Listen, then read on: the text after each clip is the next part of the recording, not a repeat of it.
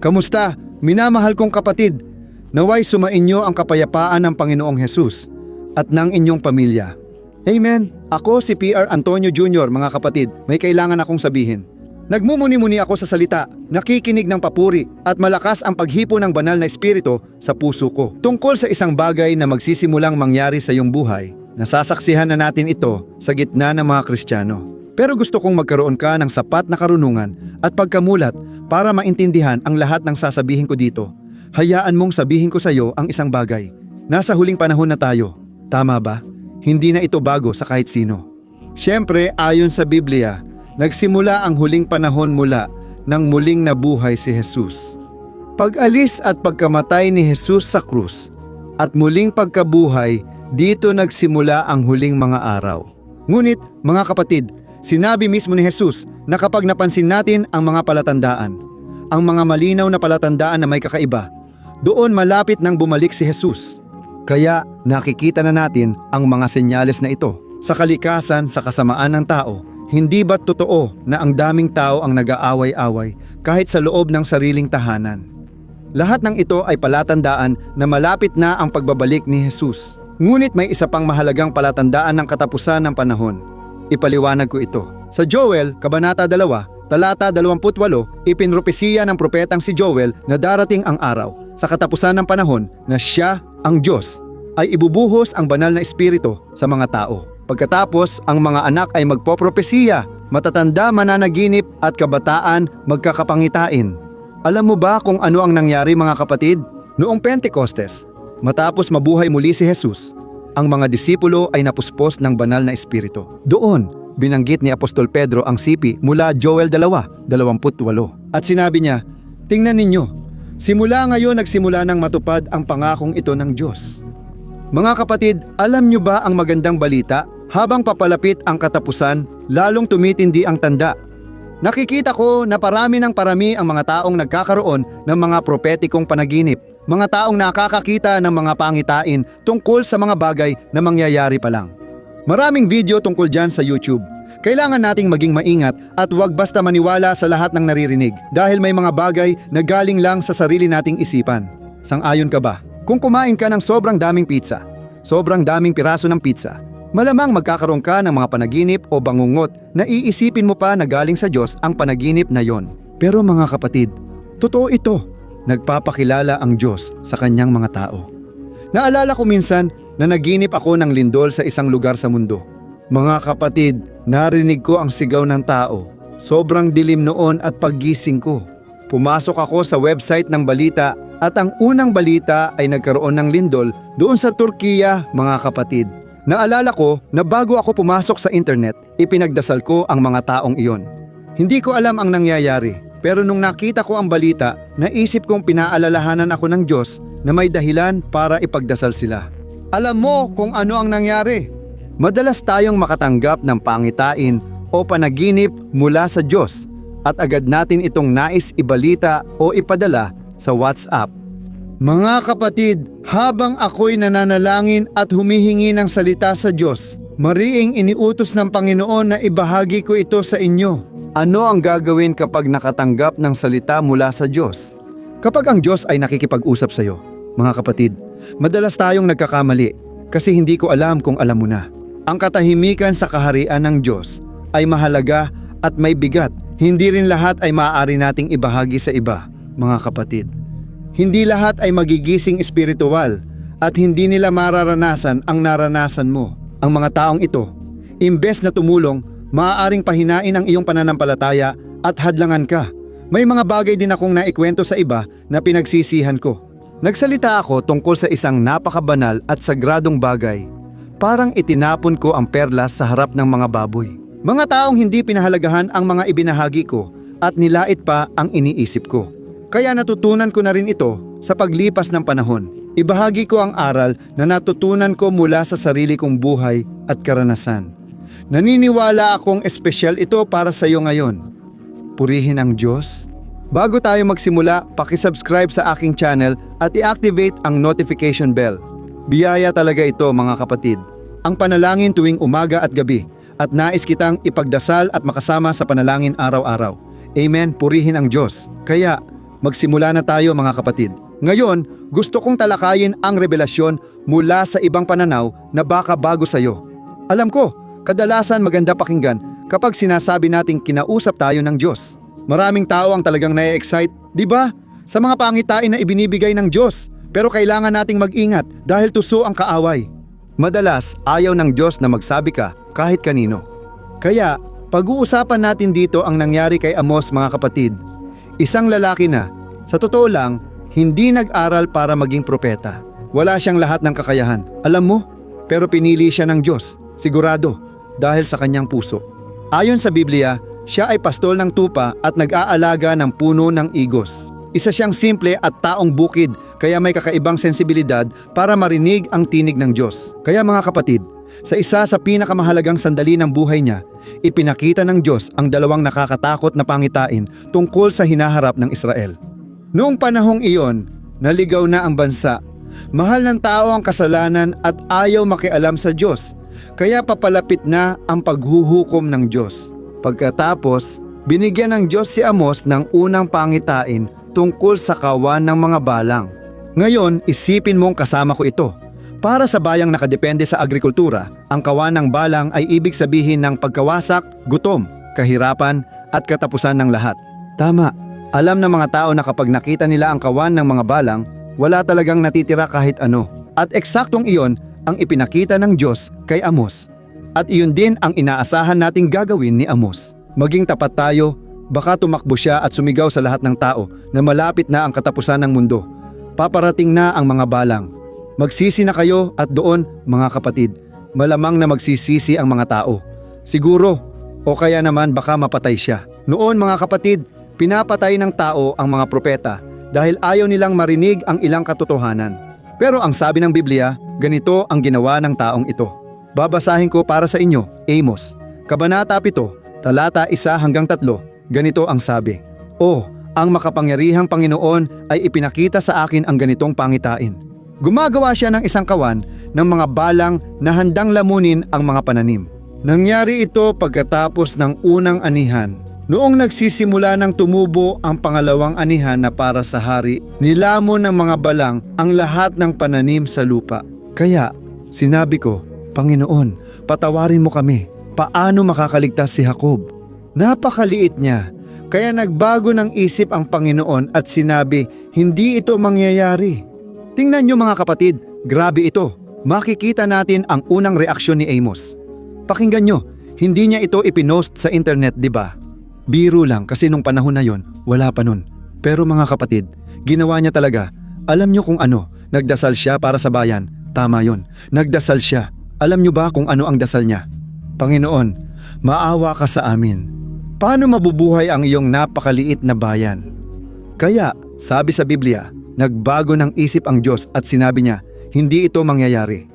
Amen mga kapatid, nakatutuwa kasi hindi siya ganoon nagdasal. O Diyos, alam ko karapat dapat sila dyan. Magpaulan ka ng apoy sa gitna ng mga taong ito. Wasakin mo ang kanilang mga pananim. Lipulin mo ang mga taong ito. Dahil ayaw nilang makinig sa aking mga salita. Ayaw nilang makinig sa mga propeta. Pero mga kapatid, wala siyang sinabi ni isa man sa mga iyon. Tagapagtanggol ng mga taong iyon. O mga kapatid, hayaan ninyong sabihin ko ang isang bagay, kapag ang Diyos ay nagtataas ng isang propeta, kapag ang Diyos ay nagbibigay sa iyo ng isang salita. Hindi ito para ipamukha sa iba, hindi ito para hamakin ang sinuman, hindi ito para sirain ang reputasyon ng kahit sino. Mga kapatid, ito ay para mamagitan at manalangin tayo, dahil madalas ito ang hinihiling ng Diyos sa atin. Ikukwento ko ang pangitain na ito mamaya. Tingnan nyo, napakaganda. Namagitan siya para sa mga tao at hindi doon natapos. Mga kapatid, agad binigyan ng Diyos si Amos ng isa pang pangitain, pero mas nakakatakot pa. Tingnan nyo ang nakasulat sa talata 4 at 6 ng Amos Kabanata 7. Pagkatapos, ipinakita sa akin ng Panginoong makapangyarihan ang isa pang pangitain. Nakita ko na naghahanda siya na magpadala ng apoy na tumutupok. Tinuyo ng apoy ang malalaking bukal ng tubig at nagsimulang lamunin ang lupa. Kaya ako'y sumigaw, O Panginoong makapangyarihan, pakiusap, tumigil ka. Paano makakaligtas si Jacob? Siya ay napakaliit. At muli, nagbago ng isip ang Panginoon tungkol dito at sinabi, hindi rin ito mangyayari. Tingnan ninyo mga kapatid, ganun na naman ang ugali. Nakita niya ang apoy mula langit, ganap na pagkawasak, at si Amos ay muling humaharang sa gitna. Mga kapatid, ayaw niya talaga ng paghuhusga at nagkaroon siya ng malasakit. Nagkaroon siya ng lakas ng loob na mamagitan para sa kanyang bayan. Siya ay sumigaw, siya ay umiyak, siya ay humingi ng awa at muli sa pangalawang pagkakataon. Hindi ginawa ng Diyos iyon dahil sa kanyang panalangin. Amen. Sinasabi ng Biblia, mga kapatid, doon sa aklat ni Santiago, Kabanata 3, na ang panalangin ng isang matuwid ay makapangyarihan sa epekto nito. Kaya, huwag kang titigil sa pagdarasal. Alam ko madalas mong isipin, sino ba ako para ipagdasal ang iba o ang ating bansa? Mga kapatid, wala tayong halaga, wala tayong kapangyarihan, pero ang Diyos, siya ay tumutugon sa panawagan ng kanyang mga anak. At dito, napansin natin ang isang napakamakapangyarihang detalye. Ipinakita ng Diyos ang pangitain kay Amos. Pero ang layunin ng Diyos ay hindi para ipamalita niya ang balitang iyon, kundi para ipagdasal niya ito, at ang revelasyon ay isang paanyaya para siya ay mamagitan. At dito tayo madalas nagkakamali. Mga kapatid, ipinapakita ng Diyos ang kahinaan ng mag-asawa. Minsan, parang pinapakita niya na may mali sa isang tao, pero hindi ito para tsismisan. Tungkol sa krisis ng mag-asawa, marami akong narinig na nagsabing lumapit sila sa pastor para magpayo, pero sa kasamaang palad, naikwento pa ito sa mga miyembro ng simbahan. Ito ay isang babala para sa akin. Ito ay isang babala para sa iyo. Dapat tayong mag-ingat kasi madalas may ipinapahayag ang Panginoon na para lang sa atin, para lumuhod at manalangin ng palihim. Minsan, ipapakita ng Diyos ang pagsubok sa trabaho o problema sa boss mo. Hindi para sa iyo ang magreklamo, magdala ng masamang pakiramdam. Alam mo, magpasimula ng alitan. Hindi ikaw ang dapat maging dahilan ng gulo, kundi ikaw ang dapat manalangin para sa sitwasyong iyon. Amen. Naiintindihan mo ba ang mensahe ngayon? At siguro iniisip mo, pero pastor, responsibilidad nating kausapin ang isang tao kapag kailangan siyang bigyan ng babala. Oh, mga kapatid, may panahon na kailangan nating magsalita. Hindi tayo dapat mahiya o matakot, tulad ni Amos, na kailangang magsalita ng mabibigat na salita sa harap ng lahat. Ang aral na gusto kong ibahagi ay tungkol sa ating unang reaksyon. Alam mo, nung una gusto nating kunin ang WhatsApp at ikwento agad sa lahat. Madalas mga kapatid, baka ginagawa natin ang mga ayaw ng Diyos. At para dito, kailangan mong magkaroon ng espiritual na pagkamulat. Mas mabuting mag-isip at manalangin muna bago magsalita dahil kadalasan may gagawin si Diyos. Pero minsan, hindi pala siya iyon. Ang dyablo mismo ang may karapatang kumilos doon at maaari kang manalangin para sa sitwasyon. At si Diyos ang makikialam. Kakansilahin ni Diyos ang lahat ng kasamaan, lahat ng masamang plano. Amen. Sa huli, mamaya-maya lang, gusto ko nang ipagdasal ka. Nais ko ring ipanalangin na kansilahin ni Diyos ang plano ng dyablo laban sa iyo at sa pamilya mo. Alam kong lahat tayo ay dumadaan sa matitinding laban. Mga kapatid, hindi madali. Pero lagi tayong binabalaan ni Diyos. Lagi niya tayong pinapakita kung ano ang mangyayari. Amen. At para lang mas maintindihan natin ng kaunti pa, titingin tayo ngayon sa isa pang tao sa Biblia na nagtatago ng maraming bagay sa kanyang puso, si Maria, ang ina ni Jesus. Isipin mo ngayon ang kapanganakan ni Jesus. Pumunta tayo sa Lucas Kabanata 2. Mapapansin ninyo mga kapatid na nagsimula ang sobrenatural na kilos, na para bang ang espiritual na mundo ay nagbababala ng kakaibang mangyayari sa mundo. Ayon sa Biblia, may grupo sa parang nang biglang magpakita ang isang anghel at nagkaroon sila ng kamangha-manghang pangitain na napansin ng anghel. Siyempre, natakot sila. Pero sa talata 10, sinabi ng anghel, "Huwag kayong matakot. May dala akong mabuting balita na magdudulot ng malaking kagalakan sa lahat. Ngayon, sa Belem, ang lungsod ni David, isinilang ang tagapagligtas na si Kristo ang Panginoon. Makikilala ninyo siya sa pamamagitan ng tandang ito. Matatagpuan ninyo ang sanggol na nababalot ng lampin at nakahiga sa isang sabsaban." Mga kapatid, sobrang naantig ang mga pastol na iyon. Namangha sila sa nakita nilang pangitain. At kung hindi pa sapat iyon, pati ang pagpapakita ng anghel na nakita nila, biglang sumama ang anghel sa napakaraming anghel sa langit at silang lahat ay nagpuri at umawit sa Diyos. At sinabi nila, "Kaluwalhatian sa Diyos, sa kaitaasan at kapayapaan sa lupa, sa mga taong kinalulugdan ng Diyos." Oh, mga kapatid ko, tingnan ninyo. Sobrang natuwa sila sa nangyari. Alam nyo ba ang ginawa nila? Sinimulan nilang ikwento sa lahat ng tao ang lahat ng nakita nila, lahat ng narinig nila. Ito ang pinakamahalagang balita sa kasaysayan. Ipinanganak na ang tagapagligtas. Kung tutuusin, gagawin ko rin iyon. Lalapit ako at ikukwento sa lahat. Nai-imagine ko yung saya nila. Pagkatapos, lumapit sila kay Maria na nandoon malapit sa sabsaban at ikinuwento nila lahat ng narinig at nakita nila. Nakinig si Maria sa kwento at sinabi nila, nakakatuwa, ilang buwan bago ito, nakita rin ni Maria ang anghel na nagpakita sa kanya. Siyempre, siya ang nagdala ng anak ng Diyos sa sinapupunan niya. Kaya, mas alam niya kaysa kanino man ang nangyayari at ano ang naging reaksyon niya. Mga kapatid, nang makita niya ang lahat ng kaguluhang iyon.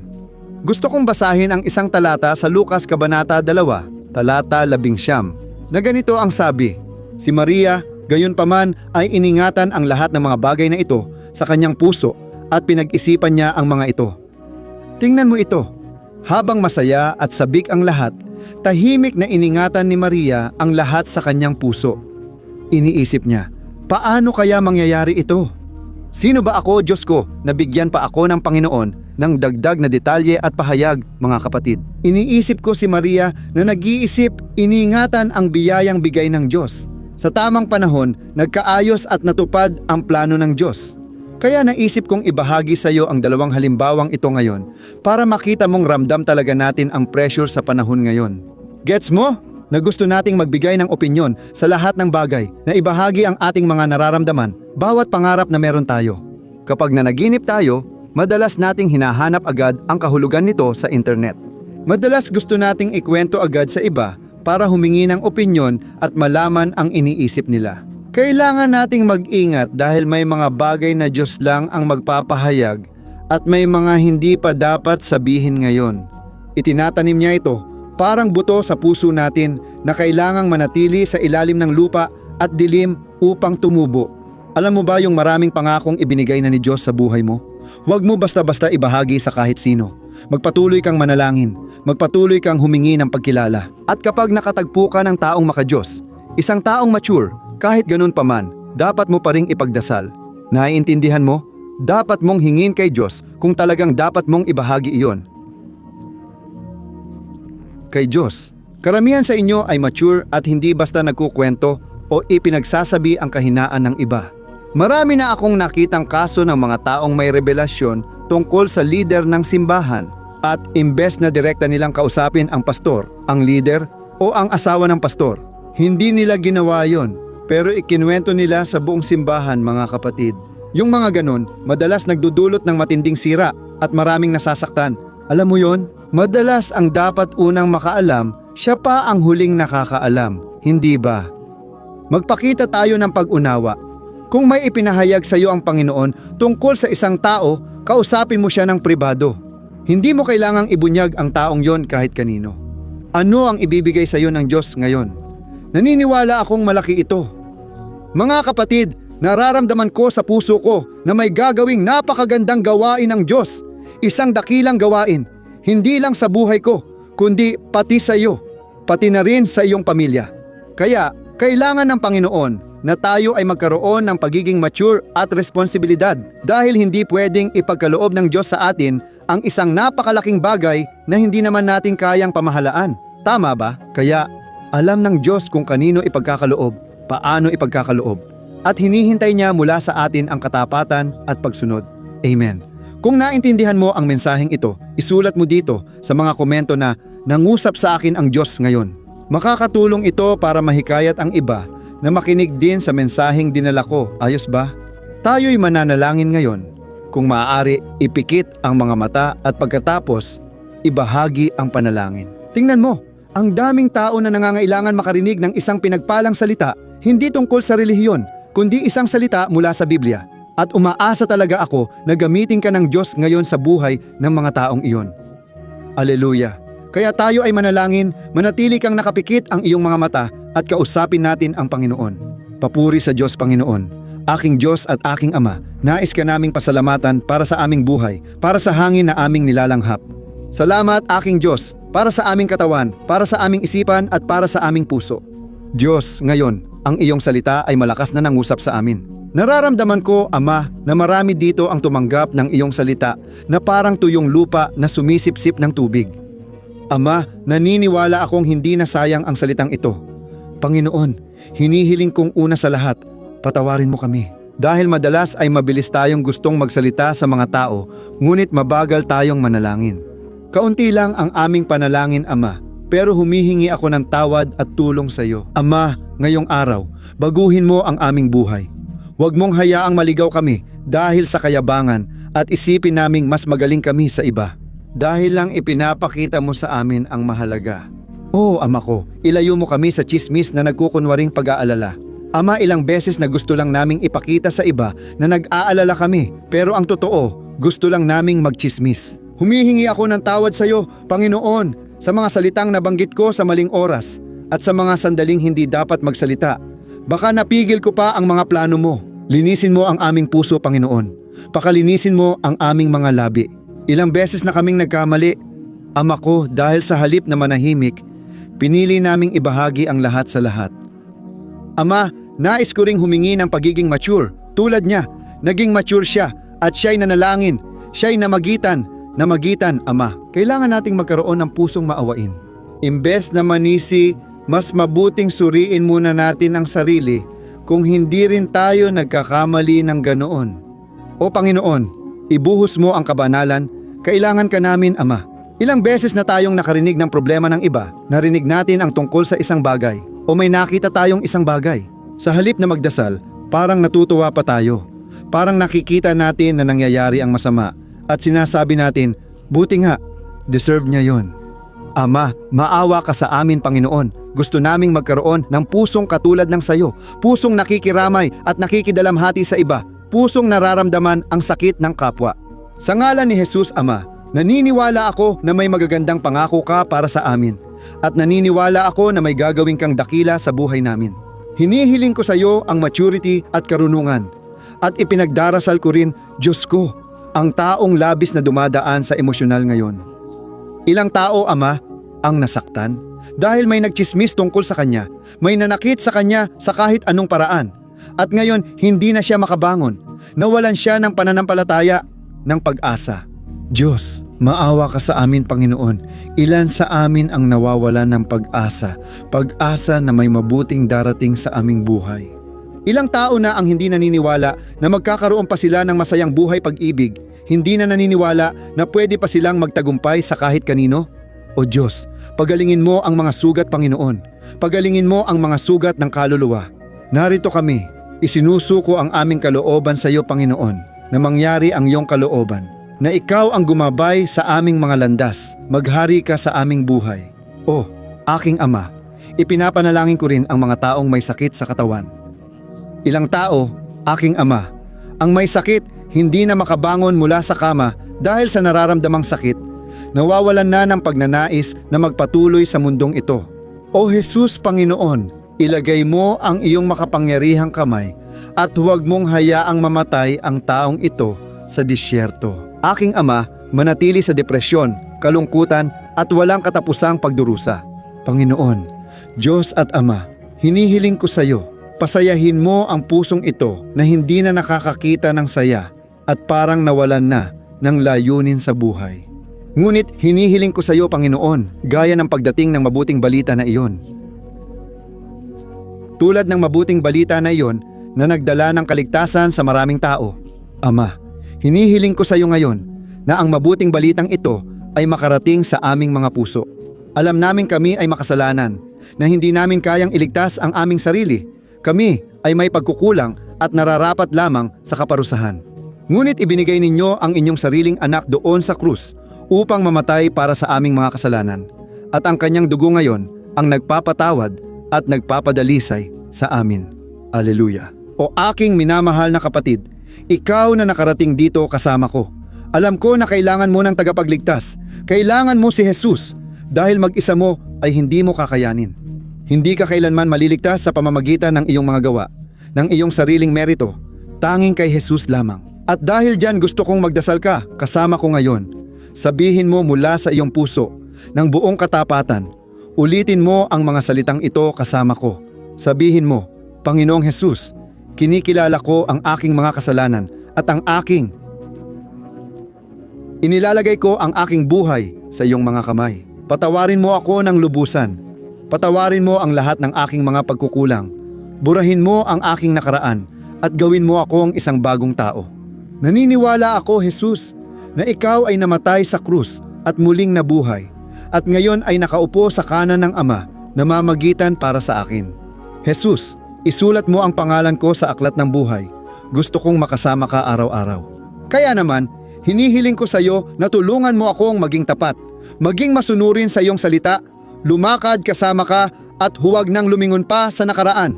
Sa ngalan mo, Jesus, ako'y nananalangin at nagpapasalamat. Amen. Papuri sa Diyos. O Panginoon, salamat Ama sa taong ito na nanalangin kasama ko ngayon.